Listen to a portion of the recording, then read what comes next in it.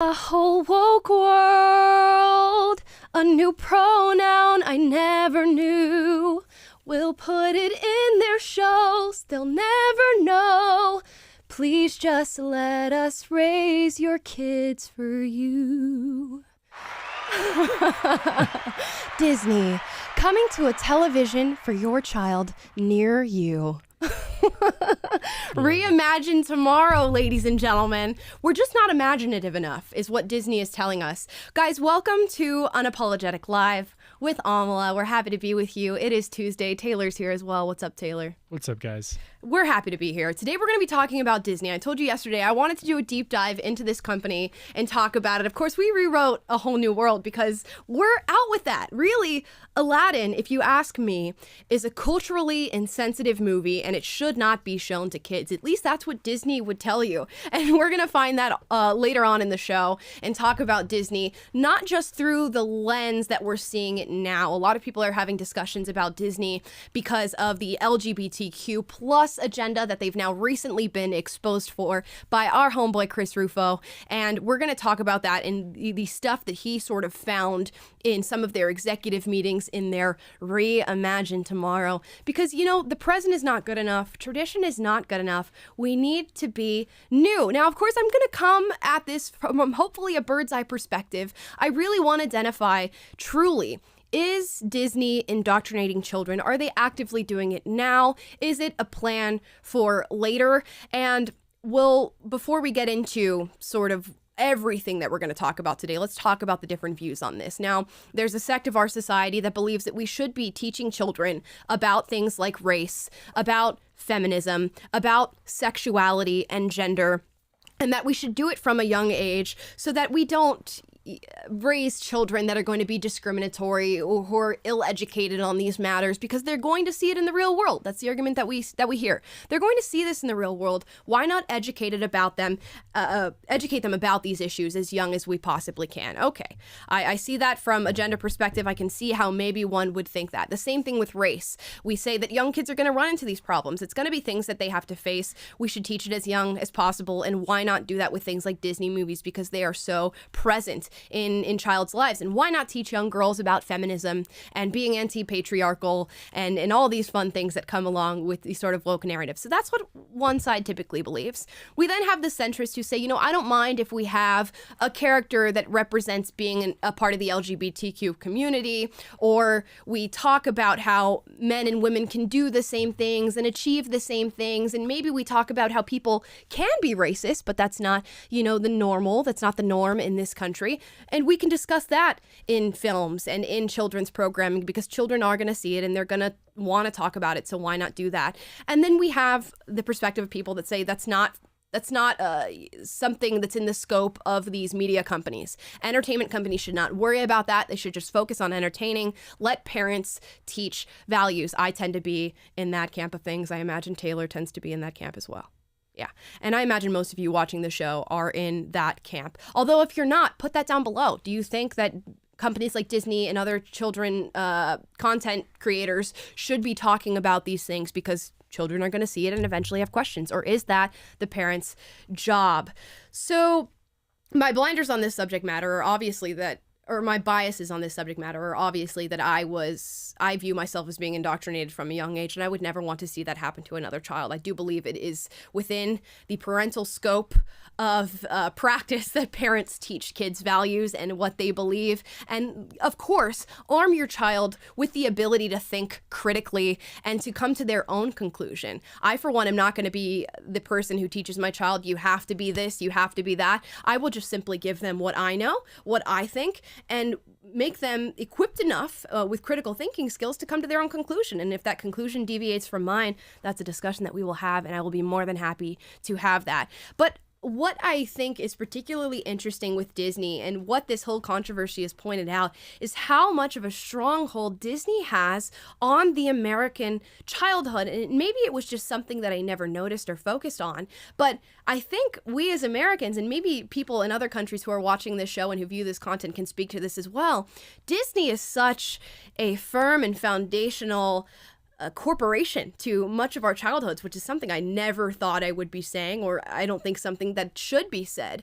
We view people who haven't heard of Disney or maybe whose parents didn't allow them to watch it, and we go, you didn't have a childhood. I can't even think of how many times I've heard that in regard to things like Disney and specific parts of the, quote, American childhood that people don't get to experience. You didn't have a childhood.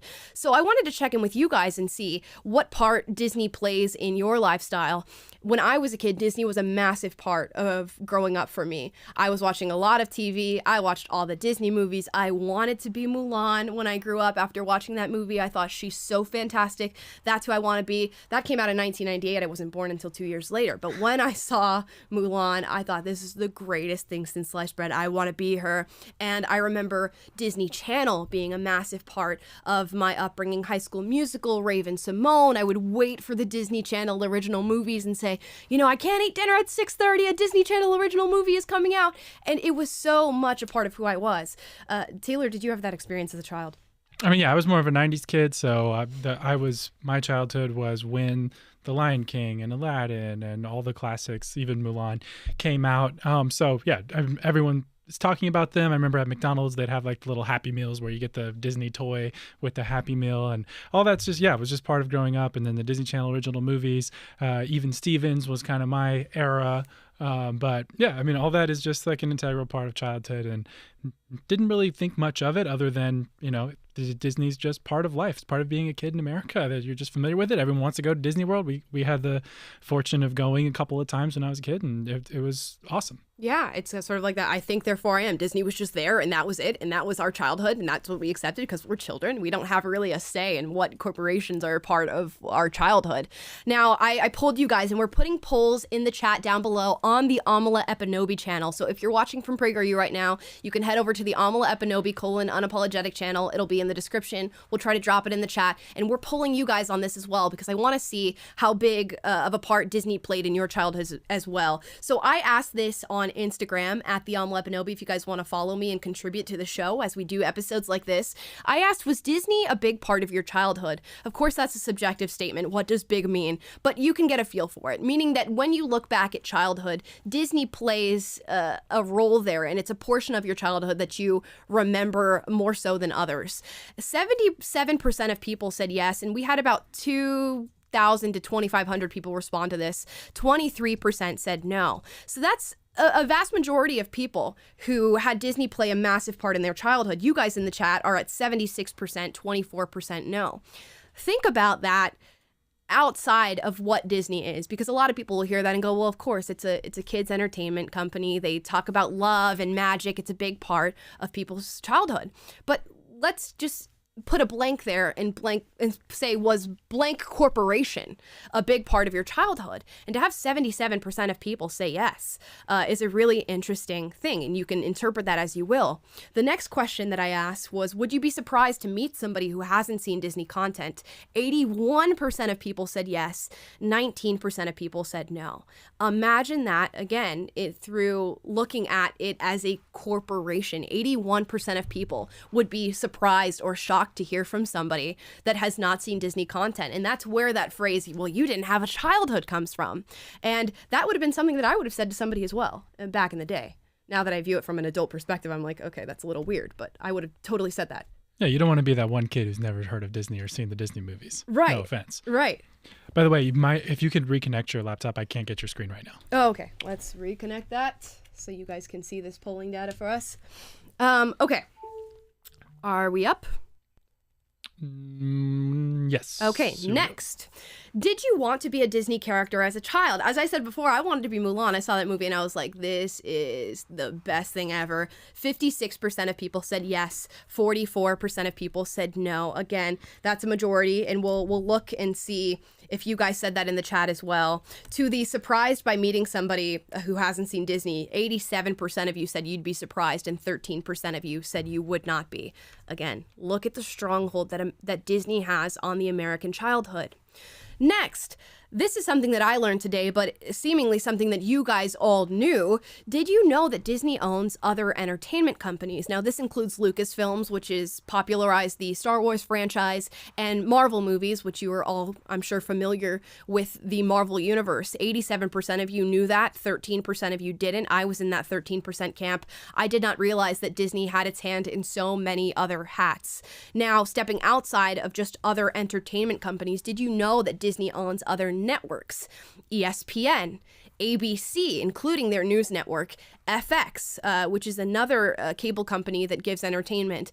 81% of you knew that. Again, I was in the camp of the 19% others who did not know that. So not only does Disney play a hand in carving out entertainment for not only children, but young adults and adults in their different franchises and companies, but they also play a massive part in catering what you hear in your news, what you see on ESPN, which we all know ESPN to be a massively woke company, taking a moment of silence for the Florida Don't Say Gay bill and for their LGBTQ plus allies and advocates and members and their Black Lives Matter protests that they did in the wake of George Floyd when all of that was happening. So Disney also owns that corporation. Now, we asked 3 more questions. Would you let your child watch early Disney content? And what I mean by that is early 2000s and prior to that. So the beginning of Disney all the way to the early 2000s. 80% of you said yes, 20% of you said no. I'd be curious to see why that 20% said no. And I asked, would you let your child watch new Disney content? 23% of you said yes, 77% of you said no, and I have a feeling the answer to this poll is very much tuned into the news cycle around Disney right now, which we are going to get into. And lastly, with all of this in mind, do you support Disney financially?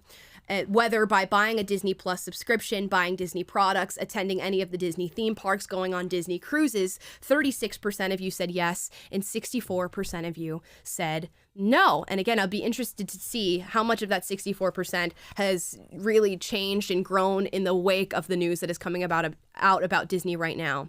And like I said, Disney owns a lot of companies, a lot of other corporations, and a lot of media outlets. You guys can look this up if you want to. It's on TitleMax.com. Here's this image. The companies Disney owns.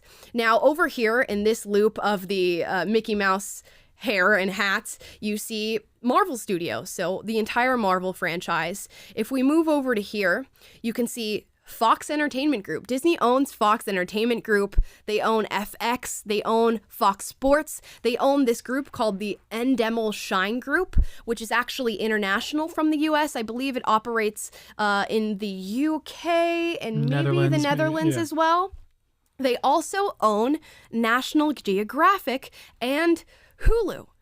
These are all massive companies that now fall under the umbrella of Disney and what their corporation believes and what they feel like is conducive to a good society, or what people should be taught and what people should be talking about. Lastly here, Disney owns all of the Walt Disney groups. Of course, that includes the cruise lines, the hotels, the theme parks, Disney Television. They own ESPN. They own a lot of direct-to-consumer content lines, both here in the United States and internationally. And they also own the History Channel. That should sound very concerning, and I think it will become more concerning as we go through the agenda here with Disney. They own the History Channel. I'm personally a big fan of the History Channel. My grandfather's a massive fan of the History Channel. I wonder how he's going to feel now that he knows that Disney owns it and he sees what they're up to. So why are we talking about Disney as a company today? Well, Florida put out this, what they call Don't Say Gay bill. Of course, that's not the name of the bill. It's the Parental Rights and Education bill. And the left has gone crazy over it, saying, how dare you not teach young children about sexual education, which is essentially what it says. We just don't want to teach young kids about sexual education. It's not a conversation they need to be having. And if it is, that should be something that parents decide, not your educators. Disney was not happy about this. A lot of their employees came out and said, we need to take a stance on this. There were strikes and protests planned at the Disney headquarters where employees walked out during the workday and said Disney needs to take a stance on these issues. Now, let's get into the stance that Disney has taken. Disney had a meeting called Reimagine Tomorrow. And it was basically a corporate meeting of most of their executives and some of their employees who represent the LGBTQIA plus community coming together to talk about how we can have these discussions in Disney content, at the Disney headquarters, during company meetings, and how they can move forward as a corporation to promote LGBTQIA plus whatever denominations and people who identify that way. Now, here is Disney's corporate president, Carrie Burke, during that meeting and what she had to say. This has all been exposed by Chris Rufo, by the way. Shout out to Chris Rufo. I'm here as a mother of two queer children, actually. We're not seeing it on the screen. We're just hearing her. Transgender. Okay. We made it 24 hours without technical difficulties and halfway through the first show. Let's see if we got it. Let's see if we can get her up so you can actually see this woman say the things that she's saying. Here we go. Child, and one pansexual child, and also as a leader. And that was the thing that really got me, because I have heard so much from so many of my colleagues over the course of the last couple of weeks, in open forums and through emails and phone conversations. And I feel a responsibility to speak, not just for myself, but for them, to all of us. We had an open forum last week at 20th where, again, the home of really incredible, groundbreaking LGBTQIA stories over the years, where one of our execs stood up and said, we only have a handful of queer leads in our content. And I went, what? That can't be true. And I realized, it actually is true. We have many, many, many LGBTQIA characters in our stories, and yet we don't have enough leads and narratives in which gay characters just get to be characters, and not have to be about gay stories. And so that's been very eye-opening for me. And I can tell you, it's something that I feel perhaps had this moment not happened, I as a leader and me as my colleagues would not have focused on. And going forward, I certainly will be more so. So going forward, we certainly will be more so, because a lot of people, they throw out the criticism, well, Disney isn't doing this right now. And we'll talk about whether or not Disney is doing this right now later in the show. But this goes to show you what the plans are for Disney. They're going to start to incorporate more LGBTQ whatever type of characters in these films. Now, why is that a problem? Now, personally, I don't care, and this is something for me, I don't care if you have gay characters in a show or lesbian characters in a show. When we start to delve out of that and talk about transgender characters, especially with children's content, I do begin to have a problem. And they are making it very clear that as a corporation, they do not care what you feel as consumers. Let's remember that the vast majority of people who patronize Disney and their shows and their subscriptions are parents, and parents who are not okay with their children teaching this. And I don't care if you're on the left or the right, most parents are not okay with their child being made cognizant of sexual relationships and getting that education from an entity that is anything different than them. So they don't care. They've heard from a fringe amount of activists, whether that be within the company or outside the company, who are outraged by this Florida bill that has nothing to do with Disney. And they are saying, okay, instead of playing to our market, instead of going for the people who fund the things that we do, I'm going to listen to this fringe, small, but very loud minority of people who want us to cave into this woke ideology. And much of this video, if you go and watch these executive meetings, is just fanfare and theater. They know the heat that they're getting from this small minority, and they put out these videos to go, look, I promise we're having these conversations. I promise we're doing something about it, which is typical for corporations in America these days. You see this during the George Floyd riots, when that all sparked. Corporation after corporation started putting out these woke ads, let's make something up. Ford makes vehicles in all colors, and we don't care. We don't discriminate. Things like that. And that's what they do. They pander to whatever the conversation of the time is, and that conversation happens to be gender. My issue that goes beyond the pandering is when it starts to become children's content and you start to indoctrinate children. And that is going to be happening at Disney if it is not happening already. Here's another clip from Reimagine Tomorrow with Disney, where we have a Disney production coordinator, Alan March, talking about the massive influence that Disney has as a corporation, as well as the influence of other media outlets. All this content's going to kids who don't know any of this, and even if they're in a household like Keith that have supportive parents, they're still getting all of this information from media of what is normal, and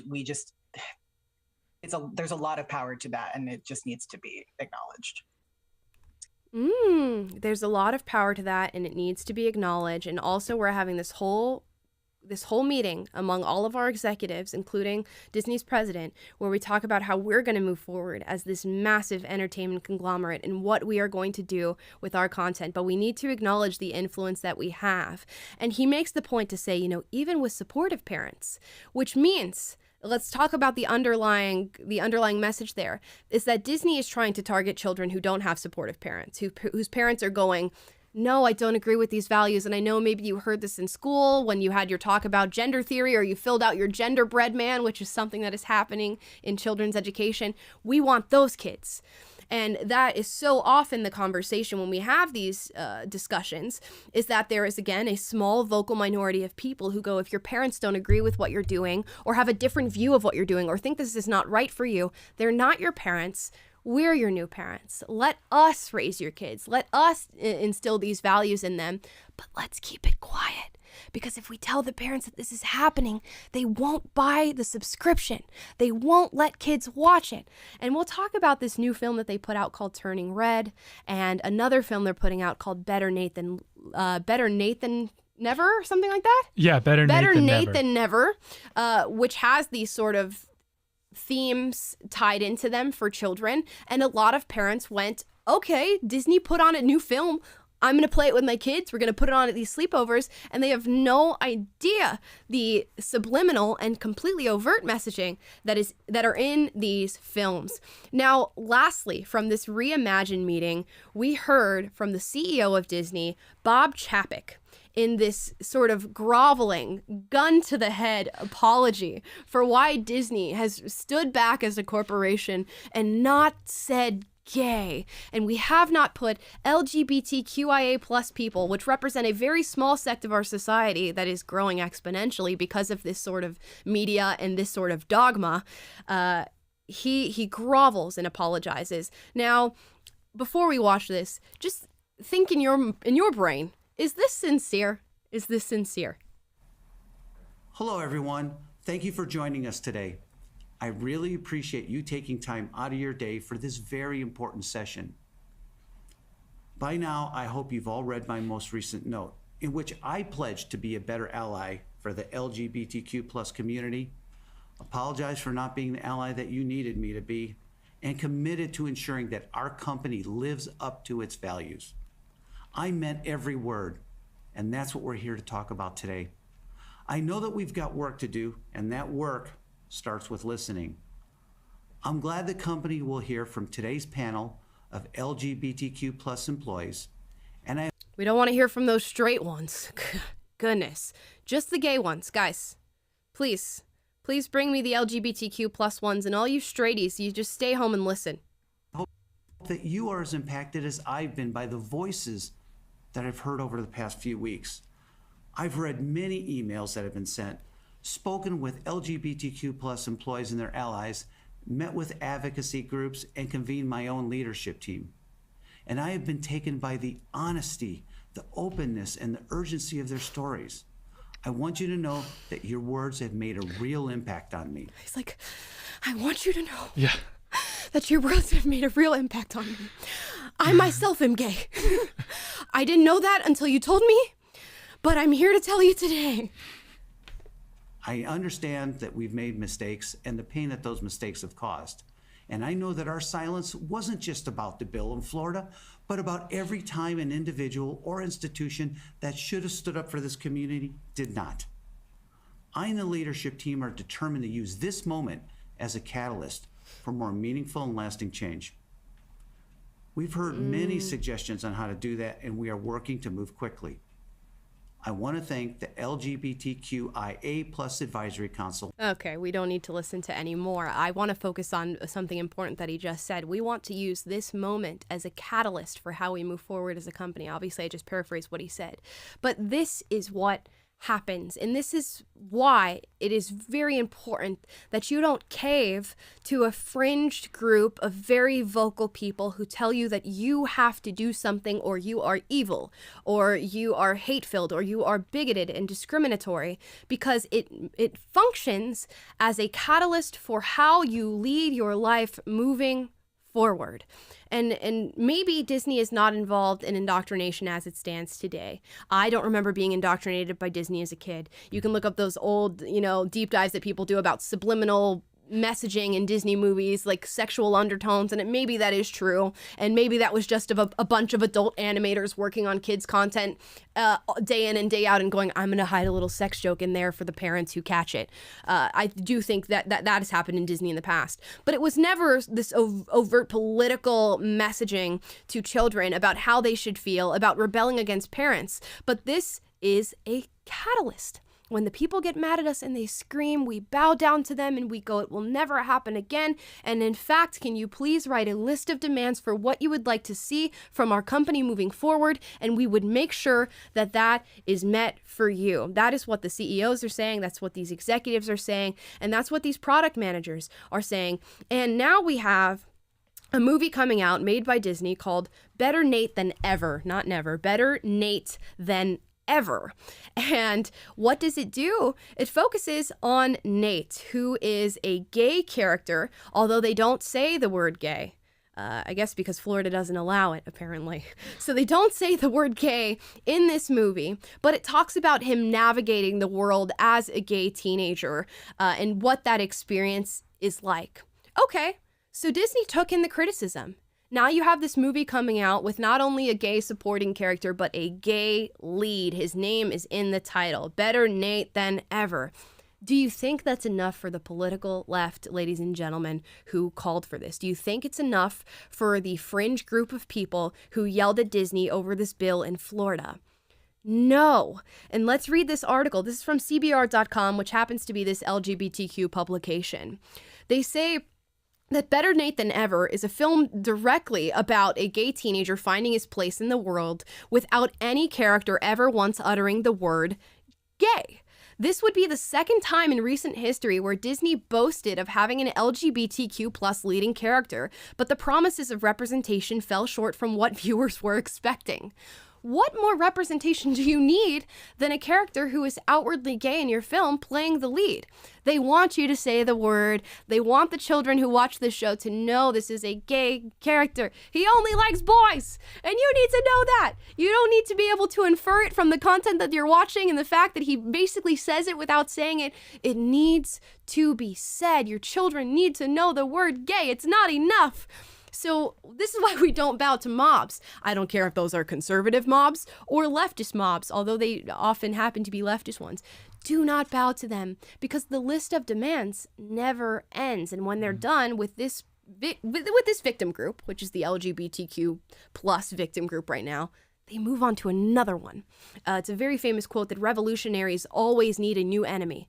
And right now, the enemy is straight people. The enemy was white people. For a moment there, the enemy was men, but now we don't care about women either. Let's just put the transgenders in the sports. And who cares about women anymore? But they move on. And you bob and weave and try to fight all the different enemies that they come up with, and you try to keep up with all the new words and all the new pronouns and all the new ways to identify, and then there's a new one. But let me just make it abundantly clear, because I experienced this myself working for the political left. Nothing that you do will ever be good enough. And if you ask somebody, what would you do today? Ask an organizer, find a local organizer who's knocking doors and talking to you about socialism or LGBTQ stuff, and say, if you snap your fingers tomorrow and all these problems went away, what would you work on next? They'd find a new injustice. there would be something else. The world will never be good enough or suitable enough to be utopic in the view that they have of it. They will always find an injustice, and that's why we can't allow this to happen with Disney, or at least allow it to happen, but don't patronize the business. Don't give them your money. Vote with your wallet here and say, I'm not going to subscribe to a Disney Plus subscription. I'm not going to go on these cruises. I'm not going to foster an environment that is indoctrinating children into what can be unhealthy lifestyles, particularly when we talk about transgenderism with young people, which I imagine is going to be on the agenda for Disney. We just saw that executive say, my kid is trans, and the other one's pansexual. They also brought on other employees during this Reimagine Tomorrow meeting, one who identified as a bisexual aromantic, and asked for more representation for that identity. Come on, guys. Come on. I don't need to really say any more on the subject matter. We're going to move on and really talk about why is this happening? Why would a massive corporation bow down to a fringe group of people who really don't have enough money to represent their interests? And it's a question that I ask myself a lot. It quite literally does not make sense to me. The massive majority of people who patronize Disney are patronizing them to support their values, and when they don't, they will take their money away. Why would Disney risk losing this customer base? And one, because I think these people are very loud and angry, and they will continue to be, and it's just going to cause drama, and it's going to bring it to the forefront, and Disney does not want to be held in that light. I think that's one thing. Two, I think there are people who have managed to infiltrate these upper echelon jobs and gain a massive bit of influence here towards this woke ideology and this woke dogma. I'm going to talk about two people in particular here who happen to be members of the Disney family. You have Abigail Disney, who is a Disney heir. She's the granddaughter of Roy O. Disney. I was looking into the Disney family, just trying to give you guys a view of what this hierarchy looks like. There's like 1,000 Roys in the Disney family. There's Roy E. Disney, Roy O. Disney, Roy P. Disney. There's a bunch. Just a fun fact. There's a lot of Roys in the Disney family, but she's the daughter of one of them, granddaughter. And she responded to Chris Rufo and all of this being exposed and said, like all radical ideologues, the right wing has finally run amok and is coming to devour the hand that feeds it, business. For my part, I am delighted. It is the business world that has been, either by act or omission, feeding the opportunist right wing to distract us with culture war nonsense while they rifle through until they empty everyone's pockets. Now, she goes on in this massive Twitter thread to talk about her view on this whole Disney thing and all of this representation that they're trying to push for. She says Disney has everything it needs to fight this threat, if only it will have the courage to weather the slings and arrows and threats and name-calling. If only leadership will check in with first principles. What are the first principles there that young kids need to know about sex and all the different sexual variations of relationships that they can have and how many genders they can identify as, and that they know themselves better than their parents do? They know their mental health better than their parents do. Is that really a first principle when it comes to Disney? It seems like more and more we are learning that that is becoming a first principle. But again, it's these people who have managed to get massive influence, who represent this fringe ideology and also have power attached to that get to dictate what we learn. We also have Charlie Cora. And here's a picture of Charlie Cora, who's also a member of the Disney family. He's a son of one of the Roys as well, who has now recently been identified as a member of the transgender community. Now, what really gets me and what I start to think about is we're having all these conversations about gender all at once. It's in schools. It's now at Disney. We've seen Nickelodeon come out with a series on transgender kids and highlight that on their network as well. We are seeing it on social media. We are seeing mainstream media outlets like CNN, ABC, owned by Disney, MSNBC, talk about gender theory as well, particularly as it pertains to children.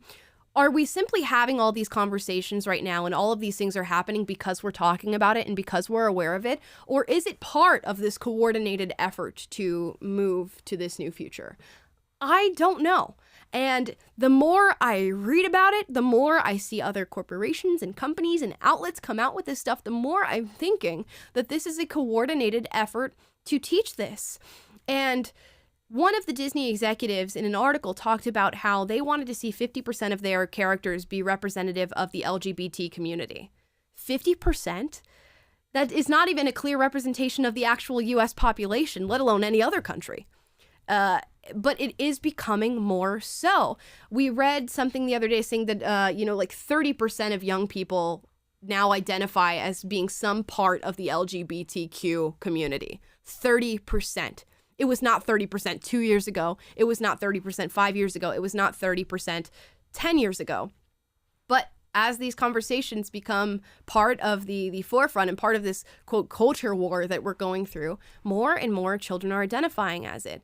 And when it comes to transgender ideology, which we know is very harmful to children, I read something the other day that said 9.2% of young adults, which was high school to college age, polled on this, identified as not knowing directly what their gender is or having confusion around their gender. So why is this all coming to the forefront now, and what is the agenda around here? Why do we want people to be confused about their gender? Why are we pushing this on children, the most vulnerable and impressionable members of our society? If you have a theory on that, put that in the comments down below, and also comment it after we finish up the show today, because I would love to know. So that is the current controversy around Disney. We saw the Don't Say Gay bill come out. We saw the Disney employees protest. Disney panders and apologizes and parades out their LGBTQ employees and says, we're going to fix this, and then puts out these movies. But this is not all that Disney has done. And a lot of people are seeing it now and saying, I can't believe the corporation has gone woke. Guys, Disney has a history of this. This is not new. So we're going to step outside of the LGBT stuff, set that aside for a little bit. I think I've given you enough evidence to show what's happening there, and you can come to your own conclusion on that. But Disney has also come to the forefront with racial issues, this whole diversity, equity, and inclusion program that all these different institutions are putting forth now, supporting critical race theory and looking back at their old movies to decide whether or not they represent racist stereotypes and discrimination. So if you have a Disney Plus subscription right now, which I imagine a lot of you have canceled in the wake of all of this news, and you go to watch a movie like Mulan or Peter Pan or Aladdin or The Aristocrats. Actually, I don't know if it's on Mulan, but those three others, if you go and look at them, as well as a multitude of other older Disney films, you will find this disclaimer before watching. This program includes negative depictions and/or mistreatment of people or cultures. These stereotypes were wrong then and are wrong now. Rather than remove this content, we want to acknowledge its harmful impact, learn from it, and spark conversations to create a more inclusive future ahead. Now, I believe Disney started doing this last year on their content, so we should not be surprised that they've also adopted gender theory in the wake of these discussions. But I'm confused because as a kid watching these movies, there was nothing offensive about it. What's offensive about Aladdin? If anything, Aladdin represents a movie that put cultural representation at the forefront of it. The same thing with Peter Pan. They say, the representation of Indians is offensive in Peter Pan, and the Aristocrats, they had these Siamese cats, I believe, that were represented as evil, and that's a view to make Asians look evil in children cartoons. I can't imagine that children watch that, and they watch the Aristocrats, and they go, well, I hate Asians now. Thank you, Disney, for that, because you represented the characters in this way. It's mind-blowing to me that this is what we focus on. And to me, Disney used to embody family values, values of freedom, values of being true to yourself, but being true to yourself in a way that you wanted to foster your own growth and really identify who you were as an individual with character and morals and merit rather than sexual identity and your race. But now this is what we focus on. So they're on the CRT boat with these things, putting on these disclaimers. We also have Disney leading the forefront when it comes to feminism and animation and children's content. Disney vowed with Frozen, when that movie came out, that they were going to hire more female employees and more female animators. Never mind hiring good ones or people who are skilled or simply looking at resumes and not looking at race or gender. We want the females. That's what we need. This is what helps society. As Ibram X. Kendi would say, we fix past discrimination with present discrimination. This is the future of America. And of course, Frozen comes out as this sort of feminist undertoned movie where women don't need men, and the girl who does fall in love falls in love with an evil man who was using her from the beginning. And it's these sort of subliminal undertones to children's movies that really get them and teach them that this is normal. And you might watch these films and go, well, I don't see anything that is sort of outright indoctrinating. They don't say my body, my choice. They don't say that boys can be girls and girls can be boys, but the themes are there. And what stick with you when you're a child and you watch these films is the themes of them. And what I want to move on from and talk about, because we covered Disney with LGBTQ, we covered Disney with race and diversity, we covered Disney with feminism. Let's do a quick comparison of what Disney looked like when I was a child, when Taylor was a child, when many of you were children, and what Disney looks like now.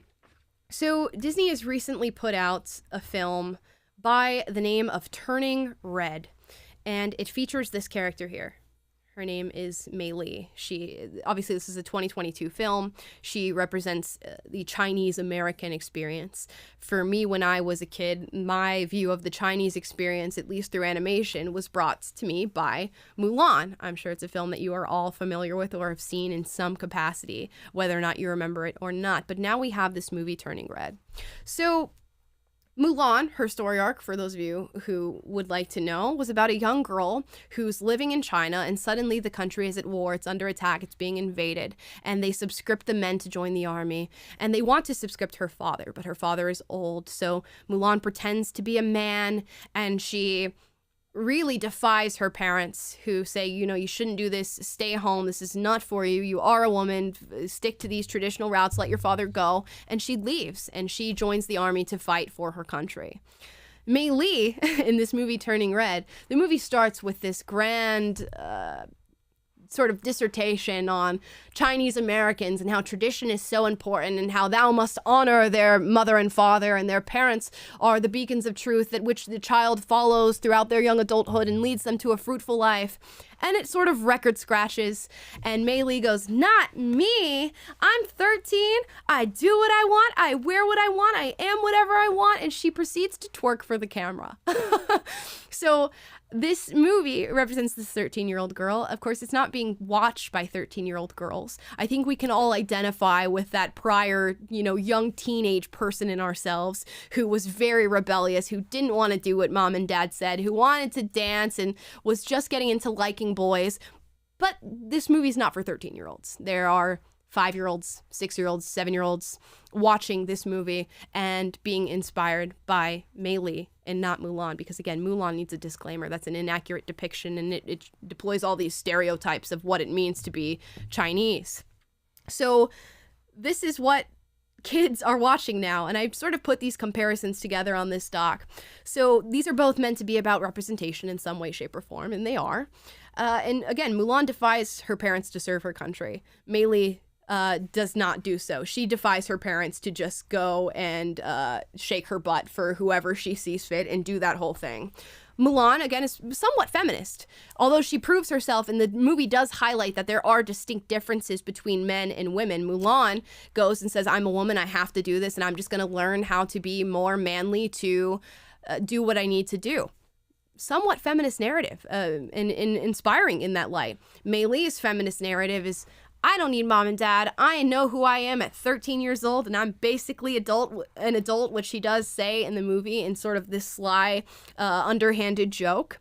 And Mulan has no sexual undertones in this movie. Mei Li, however, is a 13-year-old girl, and the reason I'm telling you this is I sort of watched this so that you don't have to. I'm telling you this so that you know what you're up against. Mei Li fantasizes about a 17-year-old boy and draws them kissing and draws them in other, sexual acts that they do not show in the movie themselves. And the mother finds it and is very distraught. Mei Li gets her period in the film and becomes this massive panda. And she shows her panda self to the kids at school. And the kids at school start to somewhat fetishize this panda. They get Mei Li and go, become the panda again. We want to see the panda. We want to see the panda. So this girl starts to do it, and she starts to do this for money. In the movie, the panda is meant to represent sort of the emotions that come along with becoming a young woman and navigating hormones and all of these things. And the kids look at her and pay her to become this panda, and they start making merch for it. And the merch that the mother finds in this movie says fur baby on it. Now, for those of you who are not well versed on what something like fur baby might mean, it represents a sexual kink that I will not get into, but this is shown in the movie. And of course, young kids watching that are not going to understand what that means, but adults sure do, and they can see that. At the end of the movie, the girl is in her human form, and she's wearing these sort of furry things, which again represents that group that I will not get into. And when the mom says, you can't wear that to school, Mei Li looks at her mother and goes, "Mom, my panda, my choice." And she saunters off and goes to school without listening to her mother. That's what young people are watching with Disney now. That's what they've chosen to show. And in this brilliant act of defiance and courage, Mei Li and her mother get in this fight in their panda forms. And Mei Li, in this massive act of an F you to mom, starts twerking in a stadium while people watch her and cheer her on. And she goes, "Mom, I love to gyrate," and shakes her butt for the camera. I just can't imagine animators sitting and going, "Yep, perfect for that 6 to 9 year old demographic." So wholesome. So wholesome.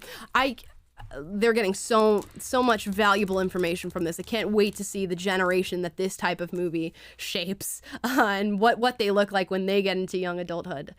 And it shows you. Okay, so out of all that, those examples that I put up, they constitute maybe 5 to 7 minutes of an hour and 45-minute movie. So it's very sly and strategic the way that they place these things throughout the movie, because it's just enough for you to be concerned, but not enough for you to call them out on it and go, look at this movie and look how horrible it is. And I think, again, that's a part of what they do. That's my personal opinion. I think they put in just enough for the light to go on, but not enough for you to have any sort of outrage around it. And I don't think that Disney has been super invested in indoctrinating children as of late, but it seems to me that based on all the evidence that we went through right now, that's their plan. They want to do this in the future, even if it's against their will, even if it's gun to the head, the activists are at my door and I have to say what they want me to say. They're going to start saying that in film form, and those film forms are going to be distributed to you and yours. Now, in the wake of this, let's have the discussion that a lot of people are having. I've seen a bunch of people who are conservative, maybe conservative commentators, maybe on people on Fox News, who have come forth and said, Disney's grooming children. This is grooming children. I've heard the words. I've heard groomer in relation to Disney and just the political left in general. I've heard pedophile in reference to Disney and the left in general. Hopefully we can put this to bed very simply. Groomer and pedophile, very, very big words and very nuanced words that deserve to be used and are only applicable to cases where it is happening with evidence. Just because you see this Disney stuff and you hear people on the political left saying we should talk to kids about different sexual identities and about gender, that does not mean that they are pedophiles. Now, are there instances of people who support these narratives engaging in that sort of disgusting conduct? Absolutely there is. And I actually have a headline here from CNN.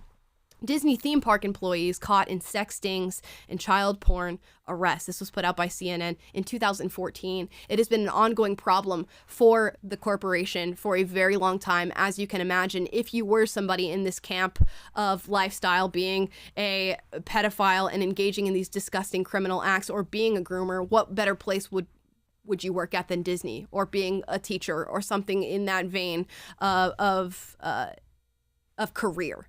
So that's going to happen.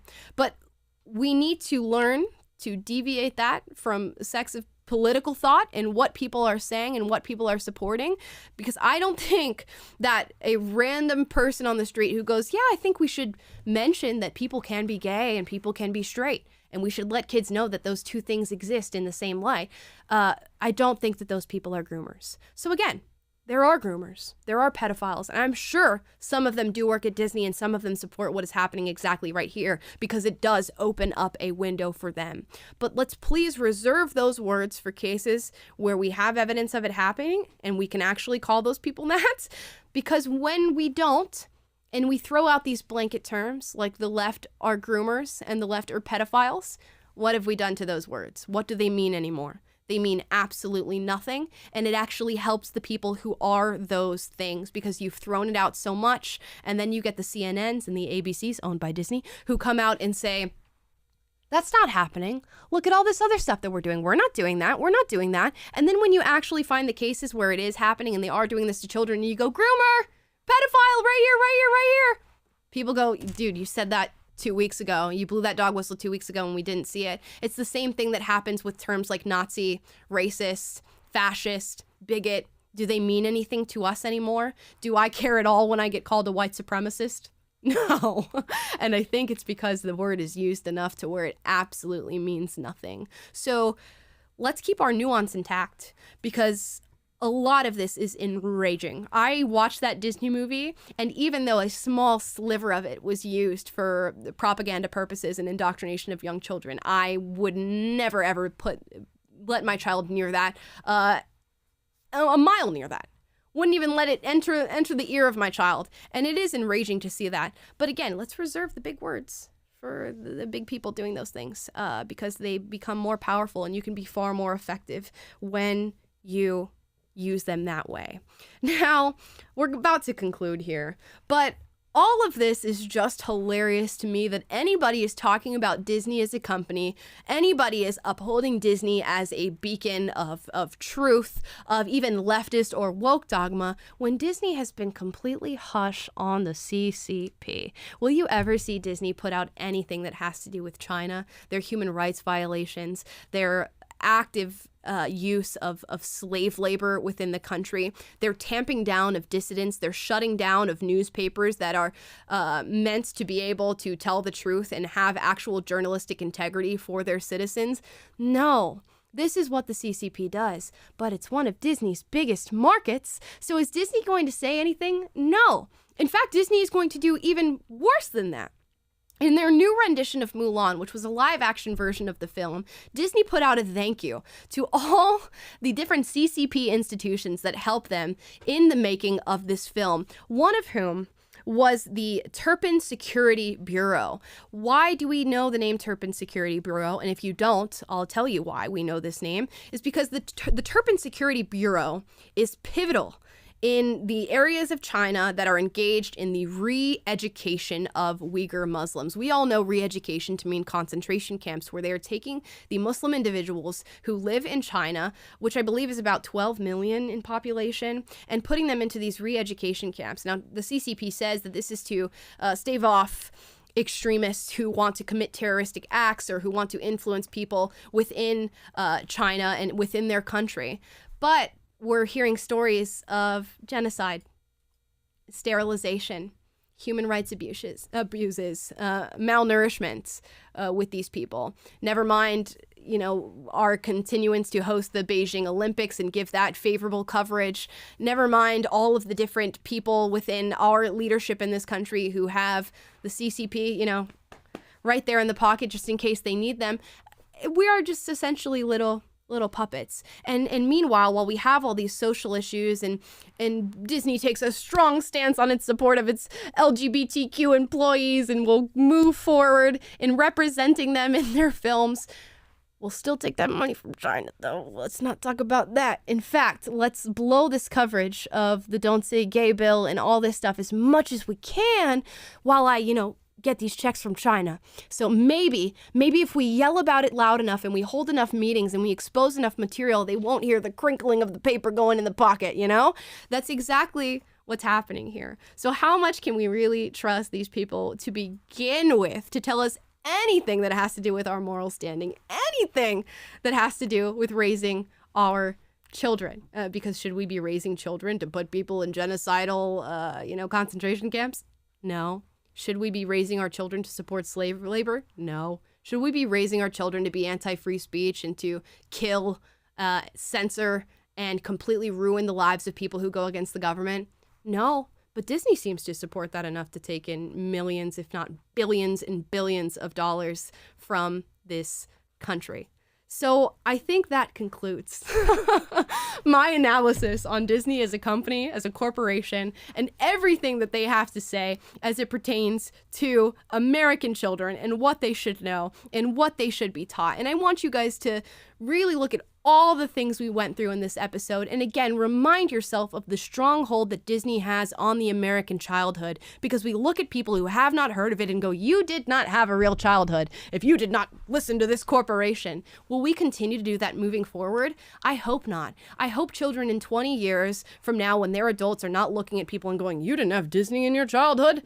Oh my gosh, the suffering you must have underwent from your parents to not listen to these stories of trans Asian kids who defy their parents and twerk in front of boy bands that they have sexual lust for. I can't believe your parents deprived you of such a wondrous thing to see with your eyes. And we should evaluate that in every major corporation that has influence in our lives and look to what is it that they support in the background? Because Disney supports the CCP in the background, and every single country that is committing human rights violations that patronizes its business and provides a market for it, but feels it at the utmost importance to tell you how to live your life and what you should be thinking. And if you don't think that, don't patronize the business. And don't patronize the business. I would love if everybody after watching this who has a Disney Plus subscription, Disney products, has a Disney annual pass to the parks, goes on Disney cruises, goes, not only am I not going to do that, but let me write a letter explaining exactly why. And let's see how quickly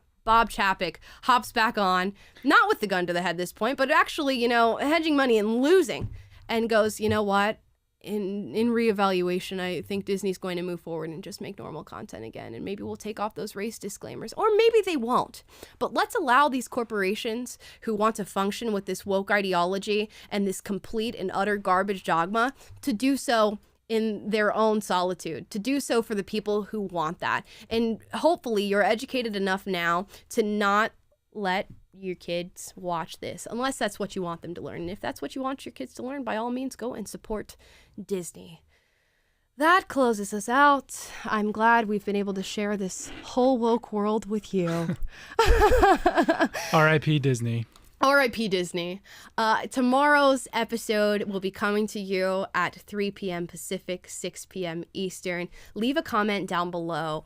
What was your favorite Disney movie, and how do you feel about knowing all this stuff about Disney now? What was your reaction to this? And again, I don't think Disney is typically engaged in indoctrination of children. I just think it will be something that they're going to start to implement moving forward. It sounds like that is on their agenda. So let me know how you feel about everything that was said today, what Disney played in terms of a role in your life, and what it was like having this corporation have such a massive part of your life. Or maybe it didn't. Maybe your parents were like, go outside and play.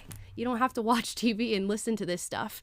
Let me know down below. Tomorrow, I think we're going to be talking about TikTok and social media, because I've been seeing an interesting trend of young girls with a particular affliction known as Tourette syndrome on TikTok. And these girls are making videos and getting millions and millions of likes and supportive comments. Now, these girls claim to be providing education for people, showing what Tourette syndrome is like, but doctors are experiencing an influx of young teenage girls coming to their clinics with Tourette syndrome, and not in this, normal way, in a way that they have very shared symptoms that might be pushed up and glamorized by social media. So is this causing an epidemic of Tourette's among young women, and is social media detrimental to mental health? I think we know that to be a yes, but let's get the actual facts, stats, and the firsthand accounts to hopefully back that up, or maybe prove me wrong. We will see you tomorrow. Please like, subscribe, click the notification bell to be notified every single day when we go live. Again, that is 3 p.m. Pacific, 6 p.m. Eastern, and let's not ever hear from Disney again. Bye, guys.